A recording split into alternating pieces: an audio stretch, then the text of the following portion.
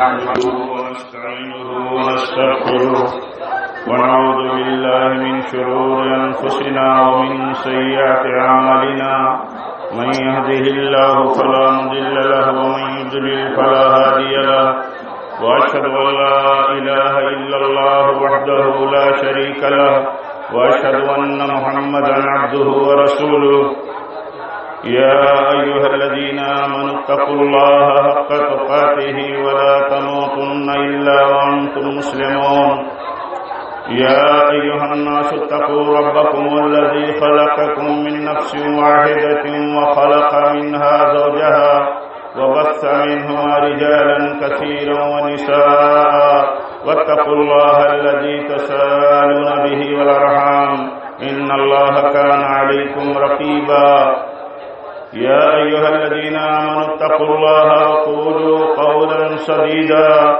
يصلح لكم أعمالكم ويغفر لكم ذنوبكم ومن يطع الله ورسوله فقد فاز فوزا عظيما أما بعد فإن خير الحديث كتاب الله وخير الهدي هدي محمد صلى الله عليه وسلم وشر الأمور محدثاتها وكل محدثة بدعة وكل بدعة ضلالة وكل ضلالة في النار أعوذ بالله من الشيطان الرجيم يا أيها الذين آمنوا اتقوا الله حق تقاته ولا تموتن إلا وأنتم مسلمون واعتصموا بحبل الله جميعا ولا تفرقوا واذكروا نعمة الله عليكم إذ كنتم أعداء فألف بين قلوبكم فأصبحتم بنعمته إخوانا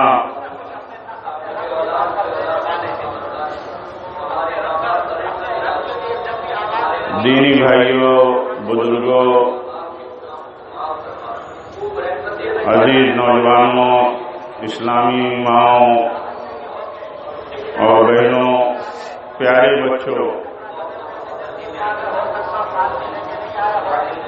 آج یوم الفطر کا دن ہے۔ آج عید الفطر ہے۔ آپ جانتے ہیں کہ یہ عید کا دن، یہ عبادت کا دن ہے۔ عید کا دن عبادت کا دن ہے اور خوشی کا دن ہے، اللہ تعالیٰ کے شکر کا دن ہے۔ ہم سارے ایمان والوں کو، سارے مرد و خواتین کو اللہ تعالیٰ کی اس نعمت پر شکر گزاری کرنی چاہیے جو اللہ تعالیٰ نے رمضان المبارک کی عنایت کے ساتھ، رمضان کی عطا اور بخشش کے ساتھ اس نے ہمیں صحت دی، حالات دیے، ایسا ماحول دیا کہ ہم نے اللہ تعالیٰ کی عبادت کی، اور یہ عبادت کے مہینے کے، رمضان کے مہینے کے مکمل ہونے کے بعد یہ عید آتی ہے، تو در حقیقت یہ شکرانے کا دن ہے۔ یعنی اللہ تعالیٰ کی عبادت کی توفیق پر ہم اللہ تعالیٰ کی شکر گزاری کے لیے اللہ تعالیٰ کا بے پناہ شکر کریں کہ اس نے ہمیں ایسی توفیق دی تھی، اس نے ہمیں روزے کی توفیق دی تھی، قیام اللیل کی توفیق دی تھی، اس نے ہمیں تلاوت قرآن کی توفیق دی تھی، اسی کی توفیق سے ہم کچھ خرچ کر سکے اللہ تعالیٰ کی راہ میں اور صدقہ و خیرات کر سکے اس مبارک مہینے کی خصوصیت کو سامنے رکھتے ہوئے۔ اور اسی مہینے میں اللہ تعالیٰ کی توفیق سے ہم نے آخری عشرے میں خوب بھرپور عبادتیں کی۔ ہمارے جن بھائیوں نے اپنے آپ کو اپنے گھروں سے، اپنی فیملی سے، اپنے مشاغل اور کاروبار سے الگ تھلگ کر کے اللہ کے گھروں میں اعتکاف کے لیے اپنے آپ کو اللہ سے جوڑا اور یکسو اپنے آپ کو کر لیا، یہ اللہ تعالیٰ کی توفیق تھی۔ اور اللہ کی اس توفیق پر سارے ایسے نیکوکاروں کو بے پناہ شکر کرنا چاہیے جنہوں نے قدر کی راتوں میں اعتکاف کر کے آخری عشرے کو قدر کی رات کی تلاش کے لیے آخری عشرے کو انہوں نے جگایا، آباد رکھا، عبادتیں کی، اور آخری عشرے میں لیلۃ القدر کو پانے کے لیے جس کی عبادت، جس کا مل جانا 1000 مہینے کی راتوں کی عبادت سے افضل ہے، یہ سب میرے بھائیوں اللہ کے فضل اور توفیق سے ہوا ہے۔ اس لیے اس عید کی مناسبت پر ہم سب کو اس نعمت پر اللہ تعالیٰ کا شکر ادا کرنا چاہیے، جو نعمت اللہ تعالیٰ نے صرف اس لیے ہمیں عطا فرمائی تھی کہ ہم گناہگاروں کو اس مبارک مہینے میں بخش دیں۔ یہ اللہ تعالیٰ کا کتنا بڑا فضل ہے اور کتنا بڑا فضل ہم پر تھا کہ اس نے یہ مہینہ صرف اس لیے ہمیں عطا فرمایا تھا کہ ہم اللہ تعالیٰ کی فرما برداری اور بندگی کریں، اللہ تعالیٰ سے اپنے گناہوں سے سچی توبہ کریں اور اگلی زندگی اللہ سے عہد بند ہو کر کے فرما برداری کی گزاریں۔ میرے بھائیوں، یہ اللہ تعالیٰ کا بہت بڑا فضل ہے، یہ فضل ہے اللہ کا۔ اسی لیے فرمایا گیا کہ جس نے اس انعام اور نعمت کو پا کر کے، اس بخشش کا موقع اور چانس کو پا کر کے مہینہ گزر گیا اور اپنی بخشش اللہ تعالیٰ سے نہیں کرا لی تو محروم ہو گیا۔ اللہ تعالیٰ نے اس طرح ہی نعمت میرے بھائیوں ہمیں اس نے عطا فرمائی تھی، اس لیے یہ بہت بڑے شکر گزاری کی بات ہے۔ اس لیے یہ شکر گزاری کا دن ہے، یہ دن جو ہے عبادت کا دن ہے۔ عبادت کے دن کو، عبادت کے وقت کو، عبادت کے عمل کو عبادت کے ماحول اور سوچ کے ساتھ انجام دینا چاہیے۔ میرے بھائیوں، جب مسلمان اس بات کو سمجھتا ہے کہ یہ عید جو ہے یہ عام تہوار نہیں ہے، جیسے تہواروں میں گلچھرے اڑائے جاتے ہیں، تہواروں میں آزادی کے ساتھ آدمی آزادانہ عمل کرتا ہے، ساری پابندیوں کو توڑ دیتا ہے۔ میرے بھائیوں، ہمارا تہوار اللہ تعالیٰ نے جو 2 عیدیں سالانہ ہمیں دی ہیں، آپ صلی اللہ علیہ وسلم نے مدینہ میں آ کر کے جس کو ان الفاظ میں بیان فرمایا کہ اللہ تعالیٰ نے جو یہ تہوار لوگوں کے چل رہے ہیں، ان تہواروں کے مقابل میں تمہیں اللہ تعالیٰ نے 2 عیدیں دی ہیں۔ ان 2 عیدوں کو پیارے نبی صلی اللہ علیہ وسلم نے فرمایا کہ عید تمہارے لیے ان تہواروں سے بہتر ہے۔ آپ دیکھیے دنیا میں تہوار کس طرح منائے جاتے ہیں، تہواروں کا انداز اور چلن کیسا ہوتا ہے، تہواروں کی تہذیب اور کلچر کیسا ہوتا ہے۔ اللہ تعالیٰ نے جو 2 عیدیں ہمیں دی ہیں سال میں، ان 2 عیدوں کو اللہ تعالیٰ نے عبادت قرار دیا ہے۔ دیکھیے، ہم اللہ تعالیٰ کی تکبیر سے، اللہ تعالیٰ کی بندگی کے لیے ہم اپنے سارے گھر والوں کو، چھوٹے بڑوں کو، مردوں اور عورتوں کو لے کر کے کسی میدان میں جمع ہوتے ہیں، اسلام کی شعار کا مظاہرہ کرتے ہوئے، اللہ تعالیٰ کی کبریائی اور اس کی کبریائی کا غلغلہ بلند کرتے ہوئے، اس کی توحید کا آوازہ بلند کرتے ہوئے، میرے بھائیوں، اور اللہ تعالیٰ کے لیے 2 گانا ہم پڑھتے ہیں۔ یہ اللہ تعالیٰ کی عبادت ہے، اس لیے یہ تہوار عبادت ہے۔ میرے بھائیوں، عبادت کے دن کو اللہ تعالیٰ نے خوشی کا دن قرار دیا۔ یہ خوشیاں ہمارے لیے ہیں، خوشیوں کے منانے کا آپ جانتے ہیں، غمی منانے کا آپ جانتے ہیں کہ اسلام کا ایک دستور ہے، ایک ضابطہ ہے۔ خوشی منانے کے لیے کبھی بھی ایک مسلمان کو، مرد و عورت کو، امیر غریب کو، نوجوان اور بوڑھے کو، ہمارے نوجوان بچوں اور بچیوں کو کبھی اس بات کی اجازت نہیں ہے کہ اتنے عظیم دن میں، اتنے اہم دن میں، اتنے بڑے دن میں آزادی کے نام پر، تہوار کے نام پر، خوشی کے نام پر اللہ کی قائم کی ہوئی حدوں کو وہ پار کریں، اللہ تعالیٰ کی قائم کی ہوئی حرمات کو وہ پامال کریں۔ آپ سوچئے، ہم یہاں اتنی بڑی تعداد میں اللہ تعالیٰ کی کبریائی بیان کرنے کے لیے، اللہ کی عبادت کے لیے اور اسی طرح اجتماعیت کے مظاہرے کے لیے، اسلام کی شعار کے اعلان کے لیے یہاں جمع ہوئے ہیں، اور یہاں سے نکلنے کے بعد آج ہی کے دن اگر ہمارے بچے میلوں میں جائیں، ہماری بچیاں میلوں میں جائیں، ہماری عورتیں میلوں میں جائیں اور اسی طرح حرمات، عید کی حرمتوں کو پامال کرنے والے اعمال کو کریں، بالکل آزادانہ بے پرد ہو کر کے جائیں، ہمارے نوجوان اس عید کے عظیم دن کو، اس عید کے شکرانے کے دن کو، اس عید کے کبریائی کے دن کو اور اس عبادت کے دن کو اگر حرام اعمال میں استعمال کرتے ہو تو آپ سوچئے کہ کتنی حسرت کی اور کتنی افسوس کی بات ہے۔ اس لیے میں یہ بات اپنے تمام یہاں جمع دارالسلام کی اس عیدگاہ پر اور اس گراؤنڈ پر اپنے تمام بھائیوں سے، بالخصوص اپنے نوجوانوں سے، بالخصوص اپنی بہنوں اور بیٹیوں سے کہنا چاہتا ہوں کہ آج کا دن عبادت کا دن ہے، اللہ کی کبریائی کا دن ہے، شعار اسلام کے مظاہرے کا دن ہے۔ آج کے دن اللہ کی حرمتوں کو آپ رمضان کے اس مقدس مہینے کے گزرتے ہی اگر پامال کرتے ہیں، برباد کرتے ہیں، تو آپ سوچئے کہ ہم نے کیا پایا، ہم نے کیا کیا، ہم نے کون سا تقوی جمع کیا جس اللہ تعالیٰ نے ہمیں اس مبارک مہینے میں ہماری تربیت کا، ہماری ٹریننگ کا سسٹم ایسا رکھا تھا کہ حلال چیزوں کو ہم پر حرام کر رکھا تھا، اور ہماری ٹریننگ کرائی حلال چیزوں کی پابندی کرا کر کے، حلال اور مرغوب چیزوں سے بچ کر کے، کہ تم حلال اور مرغوب چیزوں سے بچو تاکہ تمہاری زندگیوں میں حرام چیزوں سے بچنا آسان ہو جائے۔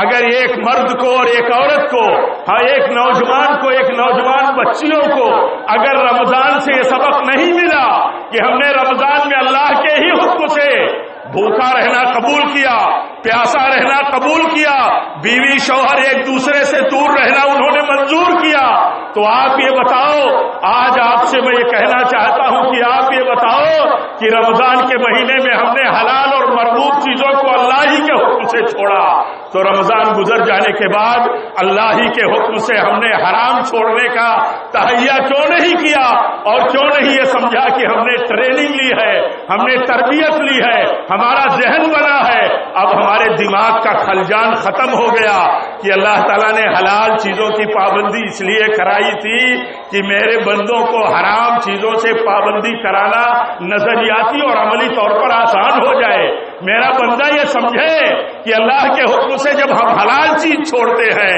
تو اللہ ہی کے حکم سے ہم حرام کی کیوں نہیں چھوڑیں گے۔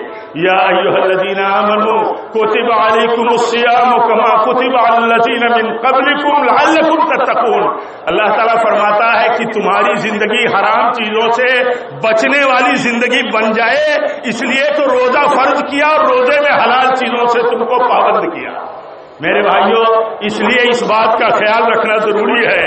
میں آج کی اس اجتماع میں، عظیم اجتماع میں آپ سے میں اسلام اور دین اور غیرت اسلام اور مسلمانوں کی عزت اور غیرت کا حوالہ دے کر کے یہ کہنا چاہتا ہوں کہ دیکھو، دور رہو ان حرام میلوں سے، ان حرام اختلاط کی مجلسوں سے، ان حرام مجلسوں سے اور ان مجلس آرائیوں سے جو عید کا ایک کلچر تہوار کے انداز کے بن چکے ہیں۔ ہمارے ہاں روایتی تہوار کا کوئی تصور نہیں ہے میرے بھائیوں، ہمارے ہاں عید کا تصور ہے۔ اگر اس کا ترجمہ تہوار کا ہوگا تو عبادت کا تصور دماغ میں آنا چاہیے، اللہ کی بڑائی کا تصور دماغ میں آنا چاہیے، اللہ کے حکم سے ایک میدان میں ہم پوری فیملی جمع ہوتے ہیں، اس تصور کو ہمارے دماغ میں رہنا چاہیے کہ ایسے ہی اللہ تعالیٰ قیامت میں ہم سب کو جمع فرمائے گا، ایسے ہی جمع کرے گا، ہر چھوٹا بڑا جوان بوڑھا مرد عورت سب ہوں گے، سارا کنبہ قبیلہ ہوگا، ساری انسانیت ہوگی۔ میرے بھائیو، سبق کا دن ہے، اس لیے میں خصوصیت کے ساتھ یہ آپ سے کہنا چاہتا ہوں کہ اس خوشی کے دن کو، خوشی کا دن یقیناً ہے، لیکن خوشی میں حرام عمل کا ارتکاب یہ جرم ہے، اور عید ہی کے دن اس مبارک مہینے کے گزر جانے کے بعد ہی فوراً اس عظیم دن میں اگر حرمتیں پامال ہوں تو آپ بتائیے جرم کتنا بڑا ہو جائے گا۔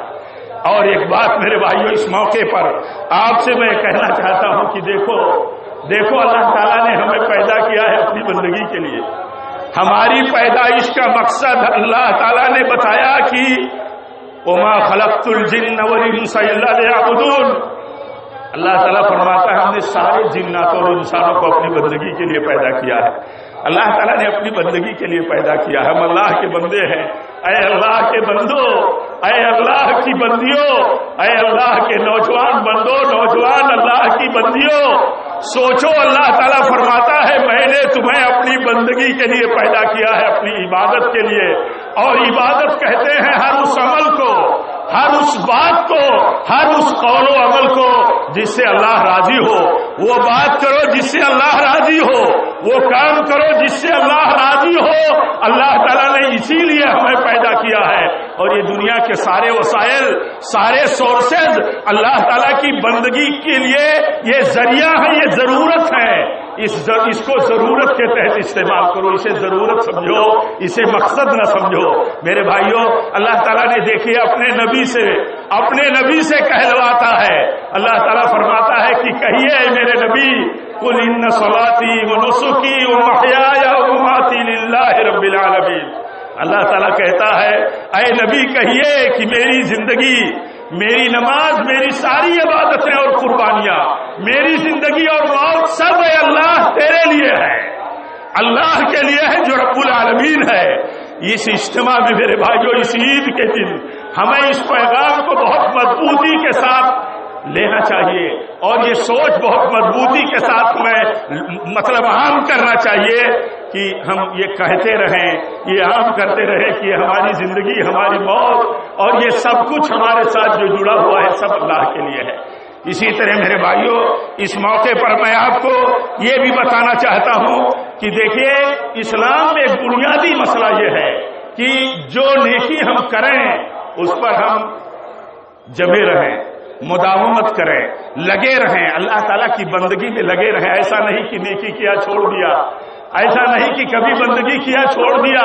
آپ بتائیے، آپ فرائض کی ادائیگی میں رمضان میں امڑ پڑے اللہ کے فضل اور توفیق سے، اللہ تعالیٰ کے پیدا کیے ہوئے ماحول اور عوام میں یہ ایک روایت اور چلن کی بنیادوں پر. لیکن آپ بتائیے کہ جس اللہ نے ہمارے اوپر رمضان ہی میں نہیں، ہر شب و روز میں 5 وقت کی نمازیں فرض کر کے رکھی ہے، آپ یہ بتائیے کہ ہم مسلمانوں نے، ہمارے بھائیوں اور بہنوں نے پوری پابندی سے تقریباً 5 وقتہ نمازیں پڑھی. آپ بتائیے کہ ان کے لیے کیا جواز کی وجہ ہے، ان کے لیے کیا گنجائش ہے، کیا یا ان کے لیے خطرہ نہیں ہے کہ اگر رمضان گزر جانے کے بعد پھر وہ فرائض کے چھوڑنے والے بن جائے. اس لیے آپ کو یہ نصیحت ہے کہ آپ نے اور ہم نے خوب پابندی کی، بالخصوص فرائض کی پابندی کی. اے اللہ کے بندو، اللہ کی بندیوں، نوجوانوں، نوجوان بیٹیوں، بہنوں، اللہ تعالیٰ کی فرض کی ہوئی نماز سے غافل نہ رہو، فرض کی ہوئی عبادتوں سے غافل نہ رہو. اگر ایسا کیا گیا تو یہ خطرناک ہوگا. دیکھو پیارے نبی صلی اللہ علیہ وسلم ان عبادتوں کو جو نفلی ہوتی تھی، نفلی عبادتوں کو بھی آپ پابندی سے انجام دیتے تھے، پابندی سے. حدیث میں آتا ہے ہر عمل نبی صلی اللہ علیہ وسلم کا کنٹینیوٹی کا عمل ہوتا تھا، ہمیشگی اور استمرار سے ہوتا تھا. تو ہم نیکی کے وہ کام جو نفلی عبادت کے طور پر کرتے ہیں اس میں ہمارے ہاں مداومت ہونی چاہیے. ہم اللہ سے دعا کریں کہ جیسے رمضان میں ہم نے قیام اللیل کیا، تراویح پڑھی ہے، تہجد ہی ہے، اللہ تعالیٰ اس عبادت کو ہمیں اپنی زندگی میں سال اختیار کرنے کی توفیق دے. میرے بھائیوں، تب تو یہ بات سمجھ میں آتی ہے کہ بندے کو اللہ تعالیٰ کی عبادت کی لالچ ہے، اور وہ عبادتیں جو نفلی ہیں ان پر مداومت کی، نبی صلی اللہ علیہ وسلم کی سنت کی اس کو رغبت ہے. میرے بھائیوں، یہ سوچ ہماری ہونی چاہیے. اور اگر ہم نے فرائض چھوڑا تو آپ سمجھتے ہیں کہ کتنا بڑا مجرمانہ عمل ہے. نماز چھوڑنا بالاتفاق پوری امت کے کفر ہے. آپ بتاؤ، چھوٹے بڑے بتاؤ، بزرگوں نوجوانوں بتاؤ، بیٹیوں بہنوں اور ماؤں بتاؤ کہ کیا کبھی ہمارے دماغ کے کسی گوشے میں یہ بات ہے کہ نماز چھوڑنا کفر ہے، کافروں جیسا عمل ہے؟ اور بہت سے علماء کہتے ہیں کہ جس نے نماز جان بوجھ کر کے چھوڑا وہ کافر ہو گیا. آپ اس اجتماع میں اور سال کے اپنے بہت بڑے اللہ تعالیٰ کے دیے ہوئے اس یوم عید میں آپ اللہ تعالیٰ سے عہد کرو، یہاں عہد کر کے اللہ سے جاؤ کہ جو فرائض ہیں نماز کے، یا جو فرائض ہیں انہیں کبھی نہیں چھوڑیں گے. آپ یہ سمجھو گے، جب ہم یہ سمجھیں گے کہ یہ عمل ترک صلاۃ، نماز کا چھوڑنا کفر کا عمل ہے. ہمارا کوئی نوجوان یہ سننے کو تیار نہیں ہے کہ اسے کہا جائے گا تم کفر کرتے ہو. اللہ کا فضل ہے، ہماری یہ غیرت ہے کہ ہم کفر سننا اور برداشت کرنا مطلب ہمارے بس سے باہر ہو جاتا ہے. لیکن آپ یہ بتاؤ کہ اگر پیارے نبی صلی اللہ علیہ وسلم یہ فرماتے ہو کہ نماز کا چھوڑنا کفر ہے اور ہم اس کفر کو قبول کریں تو میرے بھائیوں بہت افسوس کی بات ہے. اس لیے پابندی کرو، عبادتوں میں پابندی. اللہ تعالیٰ فرماتا ہے یا ایھا الذین آمنوا یا ایھا الذین آمنوا اتقوا اللہ حق تقاتہ ولا تموتن الا وانتم مسلمون. اے ایمان والو، مردوں اور عورتوں، امیروں غریبوں، بوڑھے جوانوں، علماء ہو کہ عوام ہو، سب اللہ سے ڈرو، سب اللہ سے ڈرو اور ڈرتے رہو جیسے ڈرنے کا تقویٰ کا طریقہ ہے. یہاں تک کہ تم کو جب موت آ جائے تو تم اللہ تعالیٰ کے ڈر پر مرو، تقویٰ پر مرو، سنت پر مرو. اس لیے میرے بھائیوں اس کا اہتمام ضروری ہے. ایسے ہی اس اجتماع کے دن یہ بتانا بہت ضروری سمجھا جاتا ہے جہاں مسلمانوں کا عظیم اجتماع ہو کہ دنیا میں ہر دور میں فتنے پیدا ہوتے رہتے ہیں. فتنے میرے بھائیوں فتنے پیدا رہتے ہیں، کوئی دور فتنوں سے خالی نہیں ہوتا. اور ہم تو قیامت کے قریب کے دور میں ہیں، قیامت ہم سے قریب آ رہی ہے. ہمیں یہ دیکھنا چاہیے کہ ہم کس طرح کے فتنوں میں مبتلا ہیں. اور آپ یہ جانیں کہ فتنوں کی پہچان علماء کو ہوتی ہے. فتنوں کی سب سے پہلے پہچان علماء کو ہوتی ہے، علماء پہچانتے ہیں. اس لیے کبھی بھی امت اور جماعت فتنوں سے بچ نہیں سکتی اگر علماء کی رہنمائی اور علماء کی نشاندہی میں وہ فتنوں سے آگاہی حاصل نہیں کرے گی اور فتنوں کے تئیں علماء کا جو موقف ہے وہ موقف نہیں بنائے گی. اس لیے اس موقع پر میں آپ کو بتانا چاہتا ہوں کہ دیکھیں ہمارے نوجوان، ہمارے عزیز، ہمارے تعلیم یافتہ بچے، ہمارے ایکسپرٹ بچے جو دین میں ایکسپرٹ نہیں ہیں، جو دنیا میں ایکسپرٹ ہیں، دنیا کی تعلیم میں ایکسپرٹ ہیں، ہائر ایجوکیشن کے ہیں، لیکن یہ بتائیں وہ کہ کیا وہ دین میں بھی ایکسپرٹ ہیں؟ کیا وہ دین میں بھی ایکسپرٹ ہیں؟ کیا وہ کتاب و سنت کے بھی ماہر ہیں؟ کیا علماء کی رہنمائی سے آزاد ہو کر کے اسلام اور عظمت اسلام اور بلندی اسلام کا وہ کام کر سکتے ہیں؟ کبھی ایسا تصور رکھنا صحیح نہیں ہو سکتا. اور نہ کبھی اس طرح کے اعمال جو ہماری عوام یا ہمارے بالخصوص نوجوان انجام دیں گے جو علماء کے فتوے اور رہنمائی کے خلاف ہوگی تو فتنے آئے گے. آپ جانتے ہیں فتنہ علماء، فتنے کو علماء پہلے پہچانتے ہیں اور عوام بعد میں پہچانتی ہے. جب فتنہ اپنا کام کر جاتا ہے، اپنی ہلاکتیں اور مصیبتیں اور تباہیاں پھیلا جاتا ہے، تب جا کر کے عوام کے سمجھ میں آتا ہے فتنہ، تب جا کر کے نوجوانوں کے سمجھ میں آتا ہے فتنہ. لیکن چونکہ اللہ تعالیٰ نے علماء کو امت اور جماعت کا سربراہ بنایا ہے اور جماعتوں کی زندگی اور جماعتی زندگی کو عزت کی، تحفظ کی اور اسی طرح خیر اور رحمت کی زندگی قرار دیا ہے، اسی لیے کہا علماء سے الگ نہیں ہونا، جماعتوں سے الگ نہیں ہونا ورنہ ذلیل ہو جاؤ گے، رسوا ہو جاؤ گے. میرے بھائیوں اس کا مقصد یہی ہے، شریعت کا مقصد یہی ہے، اللہ تعالیٰ کا مقصد یہی ہے کہ جڑے رہو اپنے علماء سے. علماء انبیاء کے وارث ہیں. جس طرح کوئی امت، کوئی قوم اپنی انبیاء کی مخالفت کر کے کامیاب نہیں ہوئی، ایسے بھی کوئی قوم اور جماعت علماء کی مخالفت کر کے کامیاب نہیں ہوگی. جو لوگ علماء کے خلاف پروپیگنڈے کرتے ہیں، سوشل میڈیا اور ذرائع جو بھی میسر ہیں ان کو استعمال کرتے ہیں، ایسے لوگوں کو سمجھنا چاہیے کہ یا تو یہ نادان ہیں یا تو یہ کسی سازش کے شکار ہیں. نادانی جہالت ہے، یہ جہالت میں مبتلا ہے، یا تو کسی سازش کے شکار ہے. سازشی طبقہ یہ چاہتا ہے کہ امت کو علماء سے کاٹ دیا جائے، علماء سے کاٹ دیا جائے تو دین اور سنتوں سے کاٹ دیا جائے.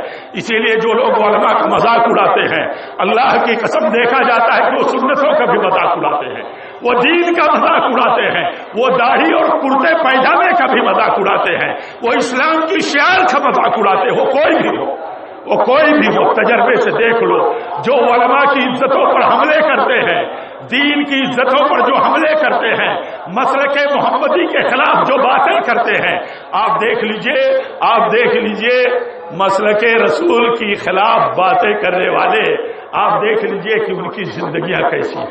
میرے بھائیوں، یا تو فتنوں میں ہے شرک کے، یا تو فتنوں میں ہے بدعتوں کے، یا تو فتنوں میں ہے تفرقوں کے، یا تو فتنوں میں ہے ایک دوسرے سے ٹوٹ کر کے الگ تھلگ ہونے کے۔ فَلْيَحْذَرِ الَّذِينَ يُخَالِفُونَ عَنْ أَمْرِهِ أَن تُصِيبَهُمْ فِتْنَةٌ أَوْ يُصِيبَهُمْ عَذَابٌ أَلِيمٌ۔ میرے بھائیوں، ڈرنا چاہیے، ڈرو، اس لیے یہ نصیحت ہے، وہ نصیحت ہے جو اسلام کی، پیارے نبی کی ہے۔ میں اس کی تذکیر کرتا ہوں اس موقع پر جہاں ہم جمع ہیں اللہ کے فضل اور توفیق سے، اس عبادت کے مقام پر، اس خوشی کے دن اور اس اللہ تعالیٰ کی کبریائی اور شعار کے مظاہرے کے موقع پر میں آپ کو نصیحت کرتا ہوں، بالخصوص اپنے نوجوانوں کو، اگر اپنے علماء کے خلاف آپ نے کوئی موقف اور اسٹینڈ اپنایا ہے تو آپ یہ جان لیجئے کہ آپ فتنے میں پڑ گئے۔ وہ جہاد کا موقف ہو، وہ حکومتوں کے تعلق سے کوئی پالیسی اور اسٹینڈ ہو، یا وہ دوسری جماعتوں کے تعلق سے کوئی نظریہ اور کوئی کنسپٹ ہو، اگر آپ نے قائم کیا اپنے علماء کے خلاف تو آپ یہ جان لیجئے کہ آپ فتنوں میں مبتلا ہو گئے۔ اس لیے کہ اللہ تعالیٰ نے علماء کو ہدایت اور رہنمائی کا چراغ بنایا ہے۔ روشنی یہاں سے ملے گی، ہدایت اور رہنمائی ان کے پیچھے چلنے میں حاصل ہوگی۔ ان کی مخالفتوں میں کبھی بھی دین اور دنیا کا صحیح انجام نہیں ہوگا۔ اسی لیے علماء کہتے ہیں حکومتوں کے خلاف بغاوتیں نہ کرو ورنہ تمہاری دنیا خراب ہو جائے گی، علماء کے خلاف تم نہ جاؤ ورنہ تمہارا دین برباد ہو جائے گا۔ آپ پوچھئے ان سے جو علماء کے خلاف کام کرتے ہیں، باتیں کرتے ہیں، ان کی زندگیاں، ان سے پوچھئے تم کتنے آزاد ہو اسلام سے، تم کتنے آزاد ہو۔ اور جو لوگ دانستہ نادانستہ یہ غلطیاں کرتے ہیں وہ گریبان میں اپنے جھانکے کسی کے تعلق سے کوئی بات کہنا، میرے بھائیوں، اگر مقصد اور جذبہ نصیحت نہ ہو، اپنے بھائی کو خیر اور بھلائی کی طرف بلانا نہ ہو تو یہ مجرمانہ عمل ہے۔ اللہ تعالیٰ ہم سب کی حفاظت فرمائے۔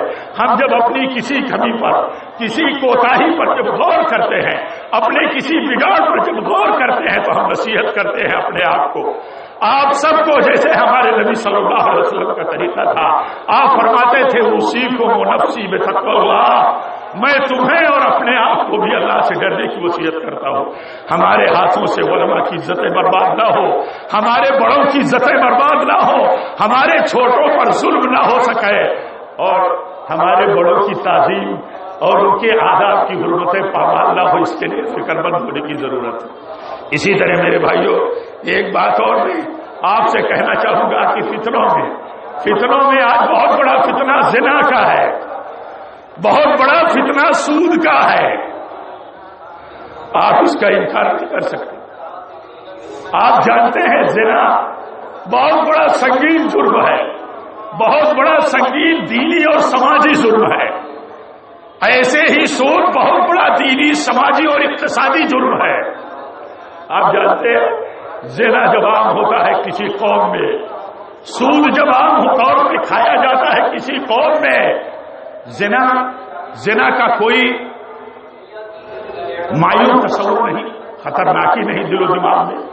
سود تو کھلونا بنا ہوا ہے، جیسے کھلونا خریدا برباد کیا، کھلونا خریدا اور انجوائے کیا۔ میرے بھائیوں، ایسا ہماری زندگیوں میں زنا اور سود ہے۔ زنا انجوائے ہو گیا، شادیاں کرنا نہیں چاہتے نوجوان، ان میں بہت سارے ایسے بھی ہوتے ہیں، سب کی بات نہیں ہو سکتی، جو اپنی آزادانہ عیاشی کی زندگیاں گزارنا چاہتے ہیں۔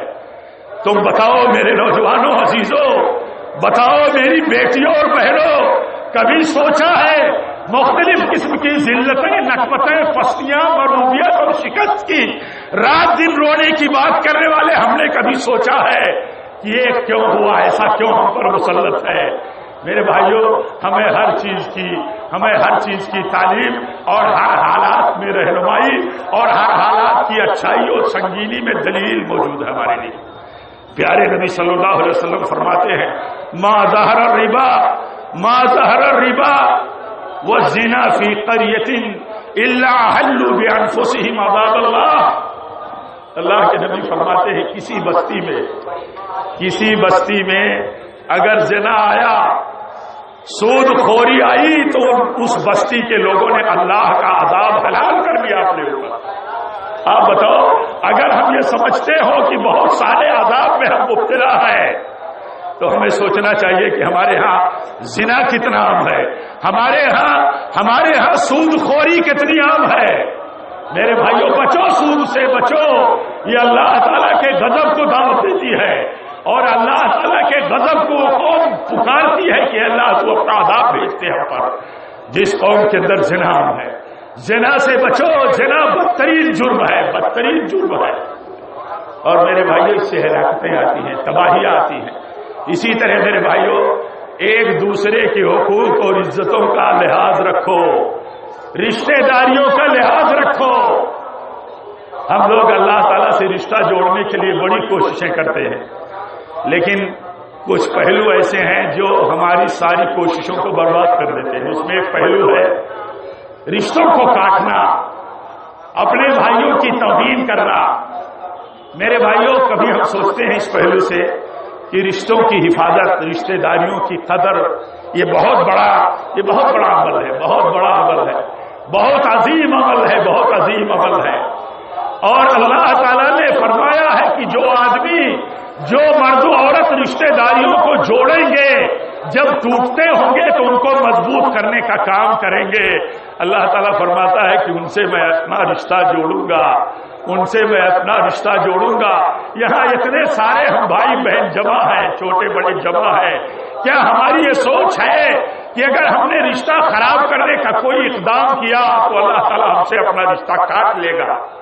عام ہے، رشتے تباہ ہیں، بھائی بھائی کے رشتے نہیں، والدین اولاد کے رشتے نہیں، میاں بیوی کے صحیح رشتے نہیں، عام طور پر یہ صورتحال ہے، رشتے داریاں تباہ ہیں۔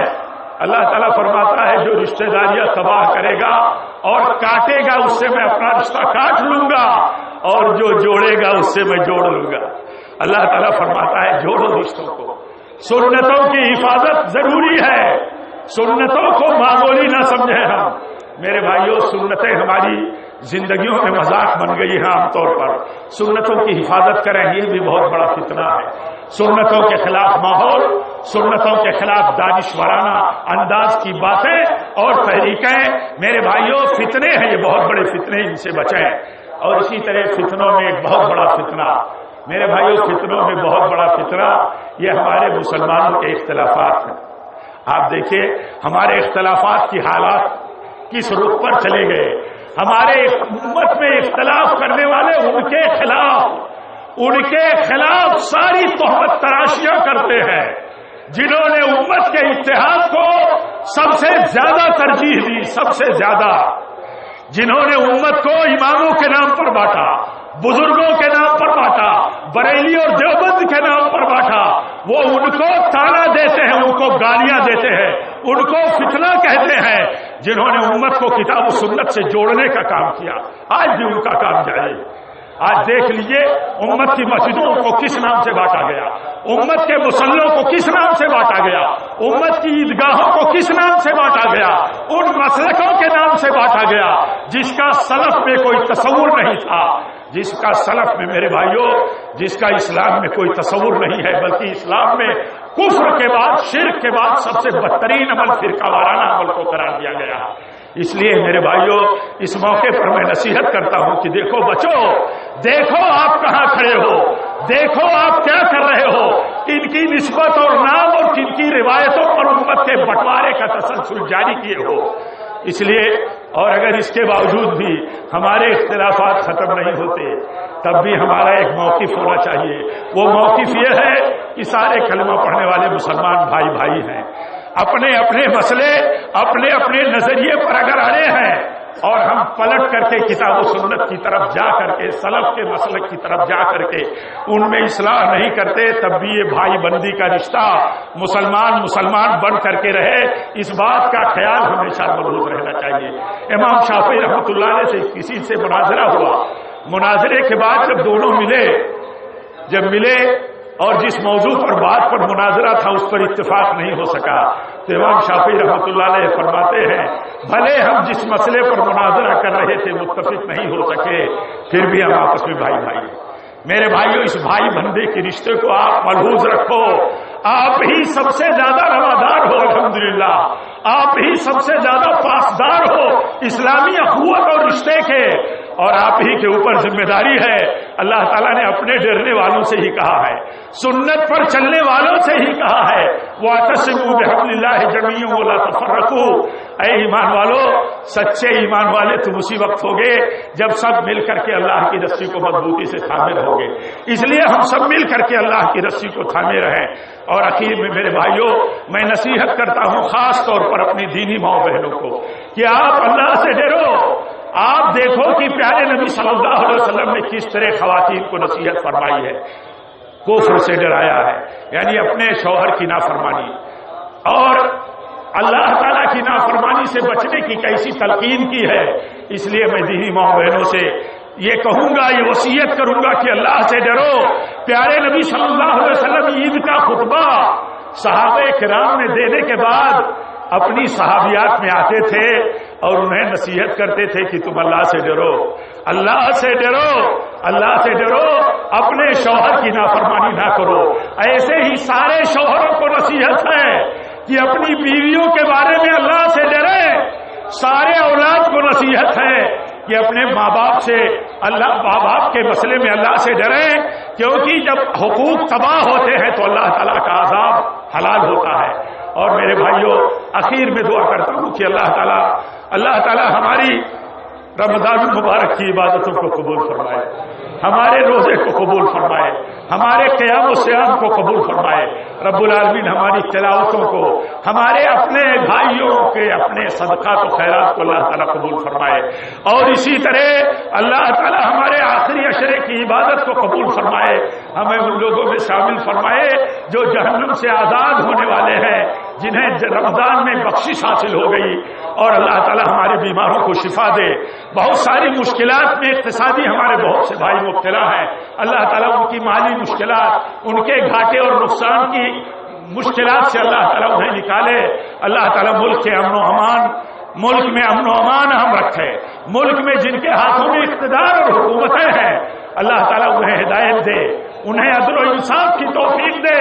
اور ہماری ذمہ داری جو ان کے تعلق سے ہے اس ذمہ داری کو ہم سمجھیں اسلام کی روشنی میں, علماء کی رہنمائی میں. اور اللہ تعالیٰ ہم سب کو ایمان پر اور اسی طرح عافیت کے ساتھ اللہ تعالیٰ دین پر جمے رہنے کی توفیق دے. اے اللہ جب تک ہم زندہ رہیں, اے اللہ جب تک ہم زندہ رہیں تیرے نبی کی سنت پر رہے. اور اے اللہ جب بھی ہماری موت ہو تو تیرے نبی کی سنت پر, مسلک رسول پر ہو صلی اللہ علیہ وسلم.